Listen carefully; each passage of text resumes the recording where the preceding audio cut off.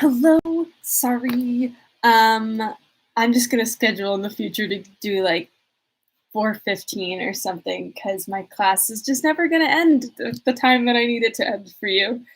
But it was really cool today because I've been like struggling with not knowing what I'm gonna do after college because like I want to be a director, and so there's this whole like, well, should I just try and do freelance stuff and just have it happen?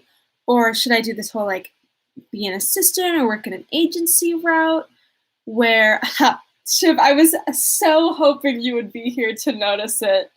It is here in the flesh. We support Noises Off. But yeah, I didn't know what I wanted to do and like, should I be an assistant? But then I'm gonna get stuck and not have a lot of time to write and produce my own stuff. But then this guy came into our class today and he's a director's assistant, which is you're doing a lot of that assistant stuff, but you're on set with that director while they're directing something. And I'm like, I want to do that. So that's so cool. Like I have like a real like I want to be a director's assistant, and like, yay, that's so cool. I love finding things to do. Okay, I'll jump right into it since I'm a little late today. So yesterday, Archer was walking around, and then he was like, Han, Monsieur Riviere. And thank you, Shiv. We love support here. We love film. Archer was walking around going, Han, and Monsieur Riviere showed up. He was like, what are you doing here? And then Monsieur Riviere was like, I have a thing for you. And they talked, and it turns out that Monsieur Riviere, yeah, my French is flawless, was there to, he was the guy that Count Olenski sent to tell Ellen to like come back to him. And they were both like, so you should talk to her. And then Archer was like, what's wrong with you, you asshole? How dare you? But then it turns out that Monsieur Riviere was like, yo, you have to tell her not to go back to him. And Archer's like, OMG, I already did that. So it turned out good. We thought that Monsieur was not going to be good for a little bit there, but it turns out that he is a good noodle after all. So let's get into this. What delicious little things will happen today? It's almost time for new nail polish, Shiv. Get ready. Okay. The Age of Innocence. Don't fly away. I have all my windows open. The Age of Innocence Chapter 26. Every year on the 15th of October 5th, already, one line in, blew it. Every year on the 15th of October, Fifth Avenue opened its shutters, unrolled its carpets, and hung up its triple layer of window curtains. By the 1st of November, this household ritual was over, and society had begun to look about and take stock of itself. By the 15th, the season was in full blast. Opera and theaters were putting forth their new attractions, dinner engagements were accumulating, and dates for dances being fixed. And punctually at about this time, Mrs. Archer always said that New York was very much changed. Observing it from the lofty standpoint of a non-participant, she was able, with the help of Mr. Sillerton Jackson and Miss Sophie, to trace each new crack in its surface and all the strange weeds pushing up between the ordered rows of social vegetables. I'm a social vegetable. It had been one of the amusements of Archer's youth to wait for this annual pronouncement of his mother's, and to hear her enumerate the minute signs of disintegration that his careless gaze had overlooked. For New York, to Mrs. Archer's mind, never changed without changing for the worse, and in this view Miss Sophie Jackson heartily concurred. Mr. Sillerton Jackson, as became a man of the world, suspended his judgment and listened with an amused impartiality to the lamentations of the ladies. But even he never denied that New York had changed, and Newland Archer, in the winter of the second year of his marriage, was obliged to admit that if it had not actually changed, it was certainly changing. These points had been raised, as usual, at Mrs. Archer's Thanksgiving dinner. At the date when she was officially enjoined to give thanks for the blessings of the year, it was her habit to take a mournful, though not embittered, stock of her world, and wonder what there was to be thankful for. Mrs. Archer, can it? That's all I gotta say. At any rate, not the state of society. Society, if it could be said to exist, was rather a spectacle on which to call down biblical imprecations. In fact, everyone knew that the Reverend Dr. Ashmore meant when he chose a text from Jeremiah, chapter 2, verse 25, for his Thanksgiving sermon. Dr. Ashmore, the new rector of St. Matthew's, had been chosen because he was very advanced. His sermons were considered bold in thought and novel in language. When he fulminated against fashionable society, he always spoke of its trend, and to Mrs. Archer, it was terrifying and yet fascinating to feel herself part of a community that was trending. Wow, Edith, Twitter queen. There is no doubt that Dr. Ashmore is right. There is a marked trend, she said, as if it were something visible and measurable, like a crack in the house. It was odd, though, to preach about it on Thanksgiving, Miss Jackson opined, and her hostess dryly rejoined, "Oh, he means us to give thanks for what's left." Archer had been wont to smile at these annual vaticinations. Vaticinations? Nope. Of his mother's. But this year, even he was obliged to acknowledge as he listened to an enumeration of the changes that the trend was visible. "The extravagance in dress," Miss Jackson began. "Sillerton took me to the first night of the opera, and I can only tell that Jane Mary's dress was the only one I recognized from last year, and even that had had the front panel changed.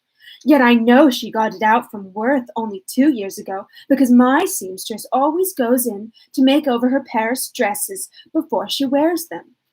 "Ah, Jane Mary is one of us," said Mrs. Archer, sighing, as if it were not such an enviable thing to be in an age when the ladies were beginning to flaunt abroad their Paris dresses as soon as they were out of Custom House, instead of letting them mellow under lock and key in the manner of Mrs. Archer's contemporaries. "Yes, she's one of the few. In my youth," Miss Jackson rejoined, "it was considered vulgar to dress in the newest fashions, and Amy Sillerton has always told me that in Boston the rule was to put away one's Paris dresses for 2 years.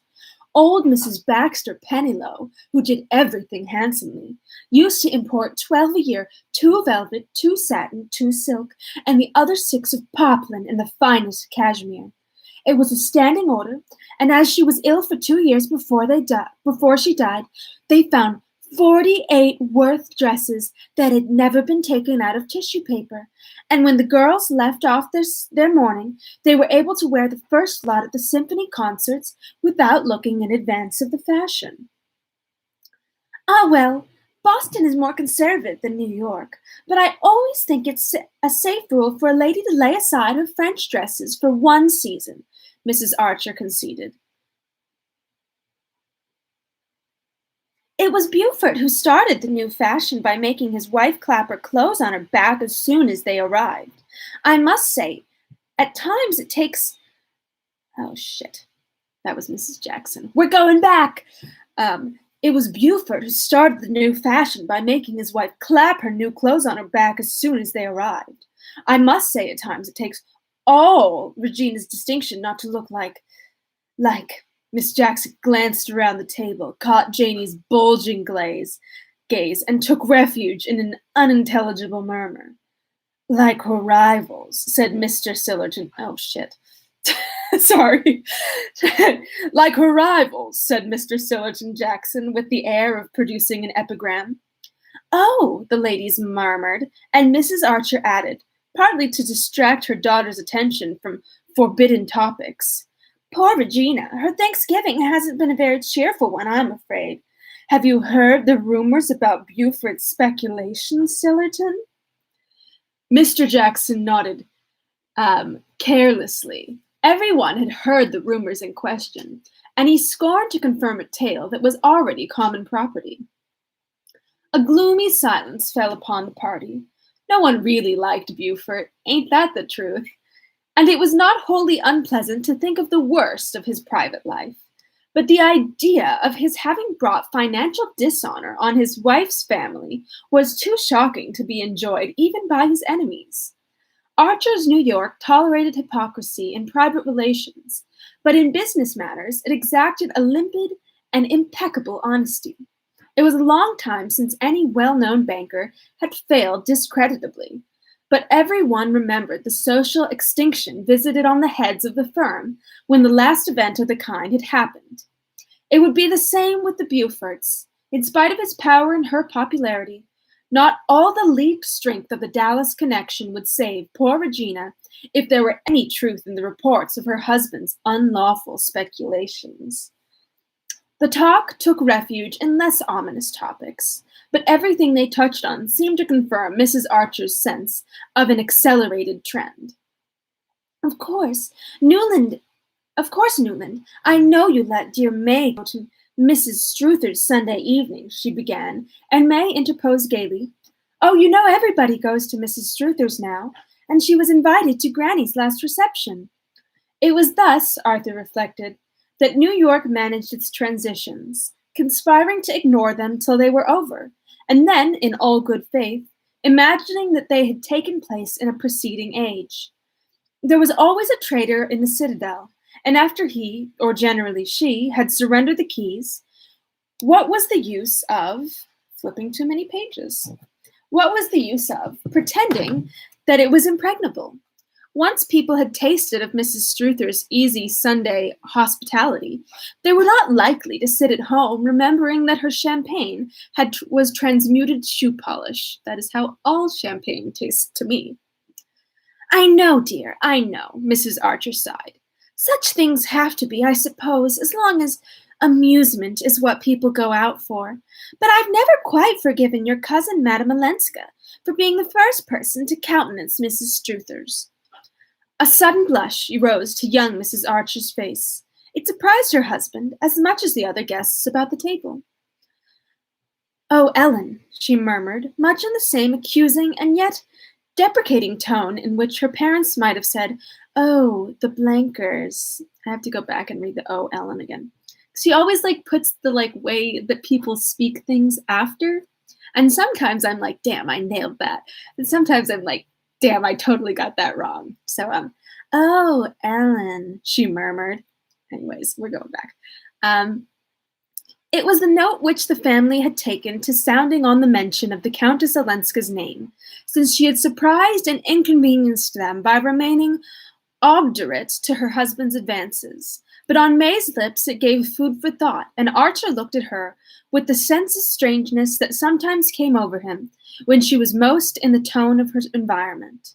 His mother, with less than her usual sensitiveness to atmosphere, still insisted, I've always thought that people like the Countess Olenska, who have lived in aristocratic societies, ought to help us keep our social distinctions instead of ignoring them. Except social distancing, and it's today.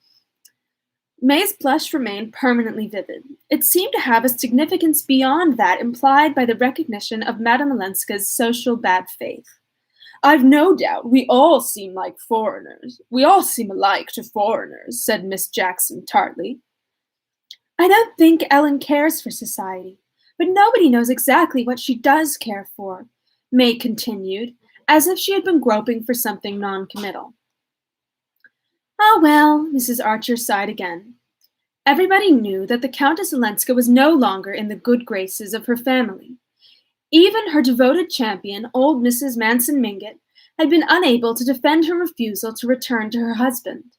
The Mingotts had not proclaimed their disapproval aloud. Their sense of solidarity was too strong. They had simply, as Mrs. Welland said, let poor Ellen find her own level, and that, mortifyingly and incomprehensibly, was in the dim depths where the Blankers prevailed, and people who wrote celebrated their untidy rights. It was incredible, but it was a fact that Ellen, in spite of all her opportunities and her privileges, had become simply bohemian. The fact enforced the contention that she had made a fatal mistake in not returning to Count Olenski. After all, a young woman's place was under her husband's roof, especially when she had left it in circumstances that, well, if one cared to look into them. There's so many, dots in that sentence. Madame Olenska is a great favorite with the gentlemen, said Miss Sophie, with her air of wishing to put forth something conciliatory when she knew that she was planting a dart. Oh my god, there's a lot of female voices going on here. Whew! Ah, that's the danger that a young woman like Madame Olenska is always exposed to, Mrs. Archer mournfully agreed, and the ladies on this conclusion, and the ladies on this conclusion gathered up their trains to seek the carcel globes of the drawing-room, while Archer and Mr. Sillerton Jackson withdrew to the Gothic library.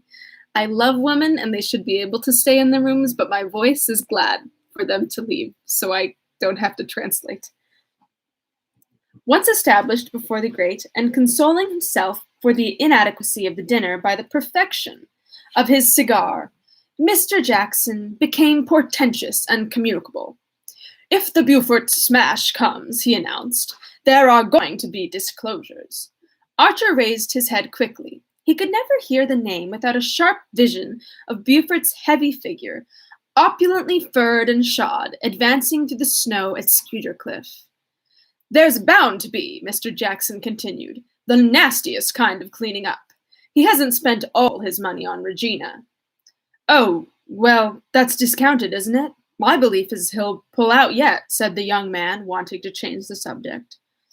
Perhaps. I know he was to see some of the influential people today. Of course, Mr. Jackson reluctantly conceded. It's to be hoped they can tide him over. This time, anyhow. I shouldn't like to think of poor Regina's spending the rest of her life in some shabby foreign watering place for bankrupts. Archer said nothing. It seemed to him so natural, however tragic, that money ill-gotten should be cruelly expiated. That his mind, hardly lingering over Mrs. Beaufort's doom, wandered back to closer questions. What was the meaning of May's blush when the Countess Olenska had been mentioned? 4 months had passed since the midsummer day that he and Madame Olenska had spent together, and since then he had not seen her. He knew that she had returned to Washington, to the little house which she and Medora Manson had taken there. He had written to her once, a few words, asking when they were to meet again, and she had even more briefly replied, "Not yet." Since then there had been no farther communication between them, and he had built up within himself a kind of sanctuary in which she throned among his secret thoughts and longings.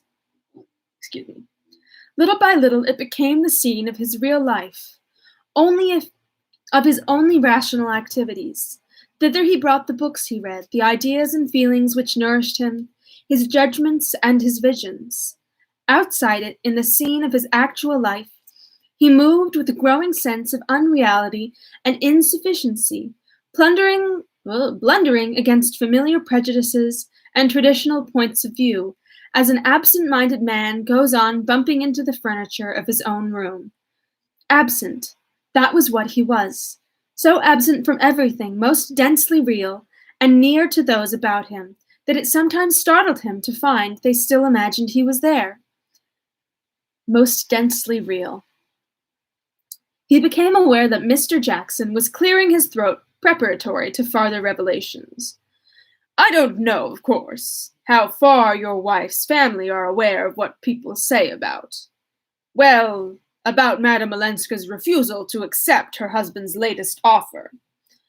Archer was silent, and Mr. Jackson obliquely continued. It's a pity. It's certainly a pity that she refused it. A pity. In God's name, why? Mr. Jackson looked down his leg to the unwrinkled sock that had joined it to a glossy pump. Well, to put it on the lowest ground, what's she going to live on now?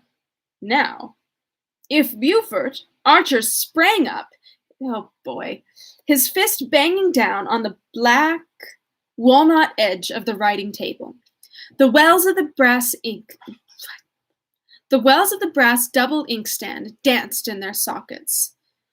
What the devil do you mean, sir? Mr. Jackson, shifting himself slightly in his chair, turned a tranquil gaze on the young man's burning face.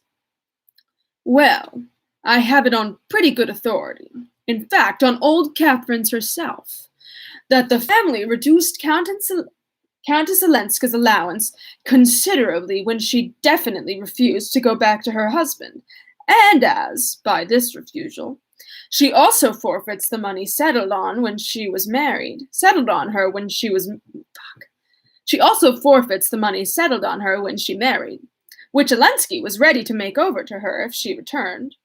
Why, what the devil do you mean, my dear boy, by asking me what I mean? Mr. Jackson good-humoredly retorted. Archer moved toward the mantelpiece and bent over to knock his ashes into the grate. I don't know anything of Madame Olenska's private affairs, but I don't need to be certain that what you insinuate. Oh, I don't. It's Lefferts, for one, Mr. Jackson interposed. Lefferts, who made love to her and got snubbed for it? Archer broke out contemptuously. Ah, did he? Snapped the other, as if this were exactly the fact he had been laying a trap for. He still sat sideways from the fire, so that his hard old gaze held Archer's face as if in a spring of steel. Well, it's a pity she didn't go back before Beaufort's cropper, he repeated. If she goes now, and if he fails, it will only confirm the general impression, which isn't by any means peculiar to Lefferts, by the way. Oh, she won't go back now, less than ever. Archer had no sooner said it than he had once more the feeling that it was exactly what Mr. Jackson had been waiting for. The old gentleman considered him attentively. That's your opinion, eh? Well, no doubt you know. But everybody will tell you that the few pennies Medora Manson has left are all in Beaufort's hands. And now how the two women are to keep their heads above water unless he does, I can't imagine. Of course, Madame Olenska may still soften old Catherine, who's been the most inexorably opposed to her staying. But old Catherine could make her any allowance she chooses. But we all know that she hates parting with good money, and the rest of the family have no particular interest in keeping Madame Olenska here. Archer was burning with unavailing wrath. He was exactly in the state when a man is sure to do something stupid, knowing all the while that he is doing it.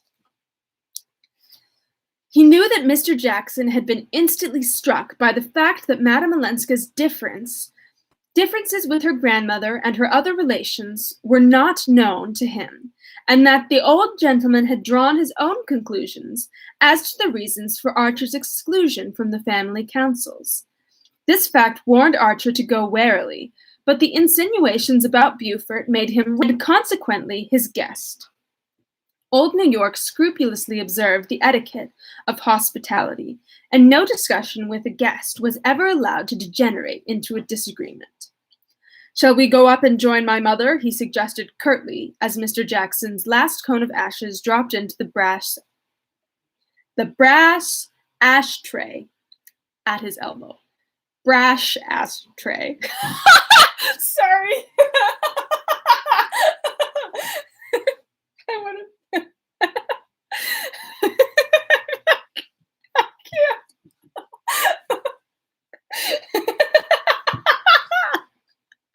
I'm having a full breakdown on YouTube Live. Brash ashtray.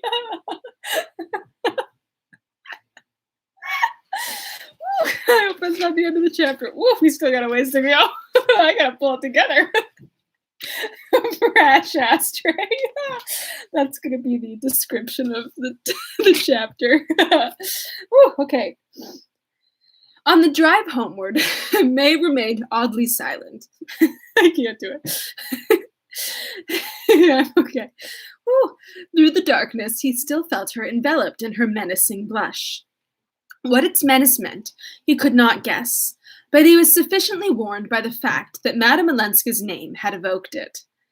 They went upstairs, and he turned into the library. She usually followed him, but he heard her passing down the passage to her bedroom. May, he called out impatiently, and she came back with a slight glance of surprise at his tone. Uh, this lamp is, the lamp is, this lamp is, I really blew it. Whew. He did turn it. He turned it to, I can't. I have to stop reading comments. I'm so silly today. This lamp is smoking again. I should think the servants might see that it's kept properly trimmed, he grumbled nervously. I'm so sorry. It shan't happen again, she answered, in the firm, bright tone she had learned from her mother.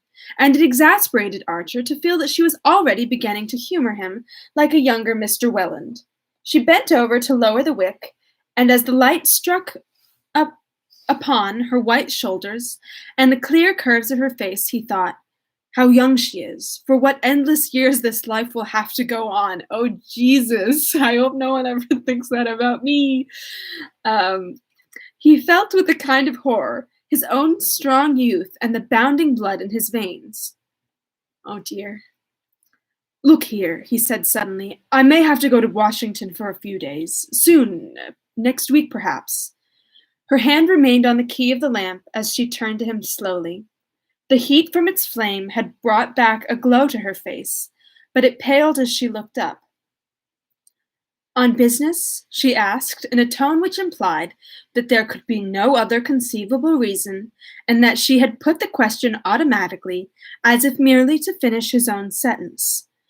On business, naturally. There's a patent case coming up before the Supreme Court. He gave the name of the inventor and went on furnishing details with all Lawrence Lefferts's practiced glibness, while she listened attentively, saying at intervals, Yes, I see. The change will do you good, she said simply, when he had finished.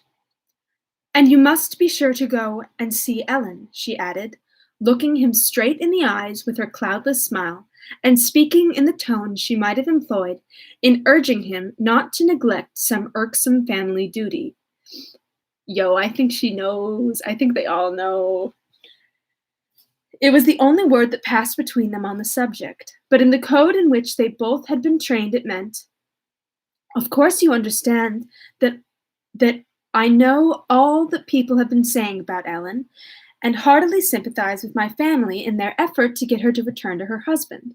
I also know that, for some reason you have chosen not to tell me, you have advised her against this course, which all the older men of the family, as well as our grandmother, agree in approving, and that is owing to your encouragement that Ellen defies us all, and exposes herself to the kind of criticism of which Mr. Sillerton Jackson probably gave you this evening, the hint that has made you so irritable.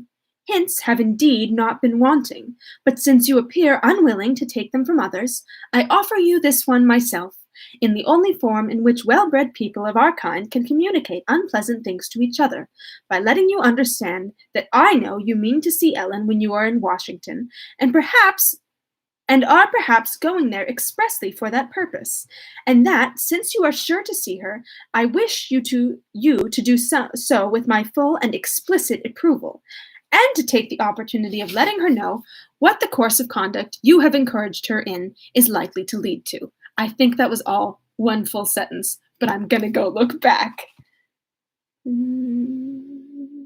Okay, one sentence. Two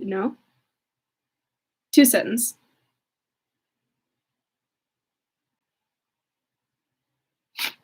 That was all 3 sentences. That's incredible.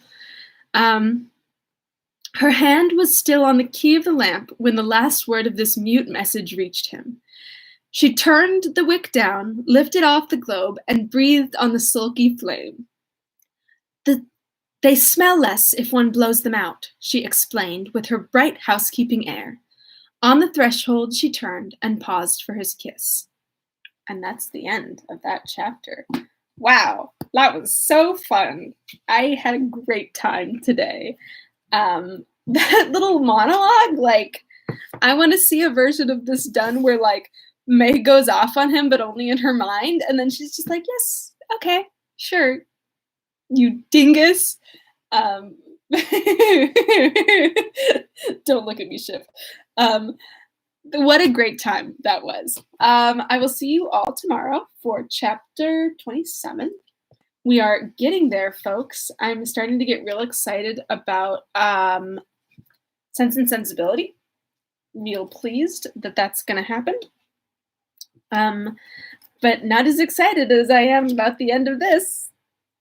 All right. I actually can't remember. I know what happens at the end, but I no idea what's going to happen in the interval. So I'm having just as much fun as y'all are.